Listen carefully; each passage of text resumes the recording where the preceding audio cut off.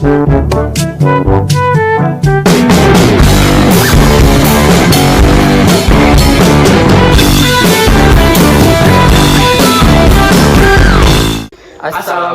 warahmatullahi wabarakatuh. Kembali lagi dengan podcast Tiba-Tiba Malam dengan saya Rio Azon Ilham Dan saya Zulfali Rahman. Dan saya Abdullah Rasidul Haq. Now we want to talk about customary law. Let's talk about it. Perkembangan hukum adat di Indonesia itu gimana? Perkembangan hukum adat di Indonesia itu sendiri pada reformasi sejak 1998, many law and regulation have been enacted to recognize the existence and right untuk masyarakat adat itu sendiri. This piece of regulation sudah sampai di all level, from the konstitusi sampai peraturan desa. But masyarakat adat hingga saat ini masih terus mengalami yang namanya pengabaian hak-hak atas wilayah serta ruang hidupnya yang tidak terpisahkan. This case continue to affect masyarakat adat karena ketidakhadirannya negara menjalankan mandat dari konstitusi itu sendiri. Kalau posisinya di mana? Posisi dari customary law itu sendiri has an important and strategical position in the development of national law, dan juga banyak hukum yang bersumber dari hukum adat itu sendiri. Cek kalau contohnya itu gimana? So, at the constitutional level, for example, it is emphasized by the existence of Article 80B, paragraph 2 of the 1945 Constitution, that a number of laws, especially those relate to natural resource, contain recognition of the existence of the right of indigenous peoples.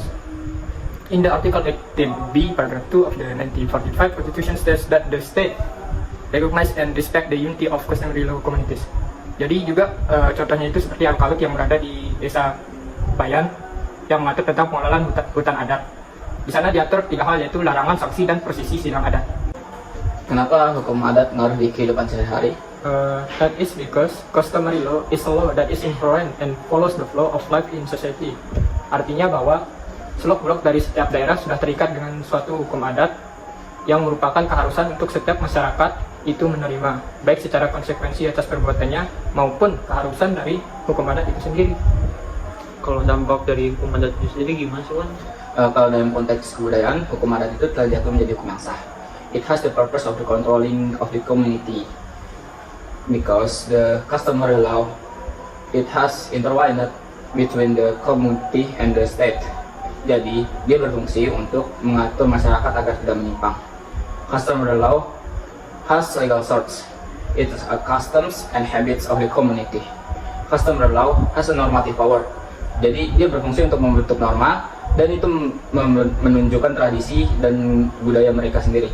Itu bisa juga menjadi petunjuk dalam membentuk undang-undang atau peraturan daerah. Kalau buktinya gimana sih, Wan? Customary law can be used when solving the problems because the customary law from the habits of the community. So solving the problems is more condition. Contohnya saja, lembaga adat diakui dan dihormati sebagai wadah dalam penyelesaian masalah sosial kemasyarakatan dan sebagai wahana partisipasi masyarakat dalam penyelenggaraan pemerintahan. Noken itu apa sih? Terus relevansinya dengan pemilu itu apa? So the Noken system is a system used in election in some part of Indonesia, especially in Papua.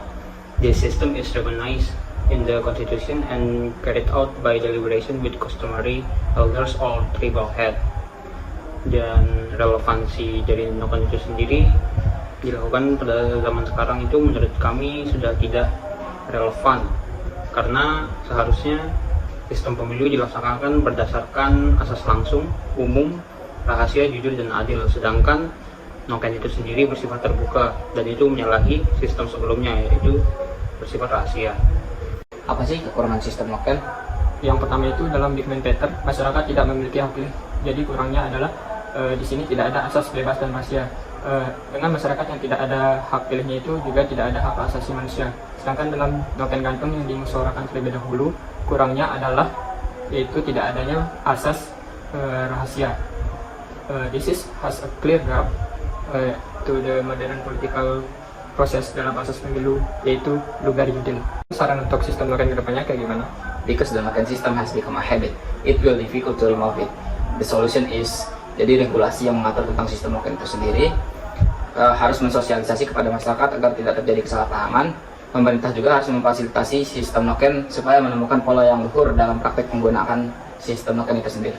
Mungkin itu saja dari kami. Sampai jumpa di podcast berikutnya Tiba-Tiba Malam. Wassalamualaikum warahmatullahi wabarakatuh.